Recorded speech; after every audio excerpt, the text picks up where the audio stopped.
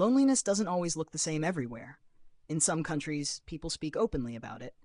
In others, it's hidden behind smiles and silence. But across cultures, loneliness has one thing in common. It's deeply human. Researchers have found that how we experience loneliness is shaped not only by personality or circumstance, but also by the culture we live in. In Western societies, loneliness is often seen as an individual issue, something you work through by finding yourself, becoming independent, or reaching out to others. The story is about self-recovery. In many Eastern cultures, however, loneliness carries a heavier social meaning. Belonging to the group, to family, community, and tradition, defines identity. So when connection breaks down, the loneliness can feel like losing a part of who you are. For example, studies comparing the United States and Japan found that while people in both countries experience loneliness, the reasons differ. In the US, loneliness is often tied to personal isolation, losing touch with friends or partners. In Japan, it's more often linked to feeling disconnected from society or failing to meet group expectations. In South Korea, loneliness has become a social issue linked to intense competition and work pressure.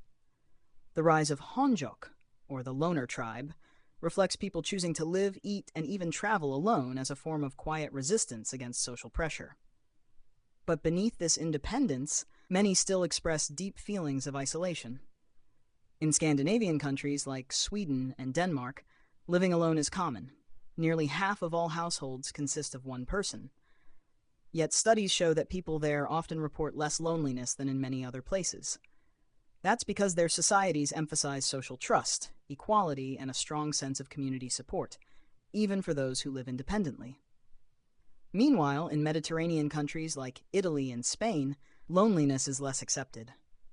These cultures value family closeness and regular social gatherings, so being alone can sometimes carry social stigma. Yet they also show how strong community bonds can protect against chronic loneliness, especially among older adults. Some experts suggest that collectivist cultures, which emphasize relationships and harmony, can protect people from loneliness in daily life. But when loneliness does strike, it's felt more deeply and with greater shame. Individualist cultures, on the other hand, make loneliness more common but less taboo. People might talk about it more openly, even if they experience it more often. So how can we bridge these differences? Maybe it starts with learning from both sides. From the East, the reminder that community, care, and interdependence are vital to our humanity. And from the West, the courage to acknowledge loneliness openly and without shame. At Ember Spark Community, we believe in creating spaces where people from every background can connect, share, and heal together.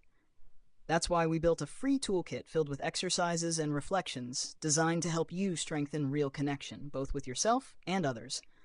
You can find it on our Ko-fi site or through the links provided. What about you? Does your culture make it easier or harder to talk about loneliness? Share your thoughts in the comments. Your perspective could help someone else feel understood. Click like to show support. It truly helps us reach more people. Find your spark. Find your people.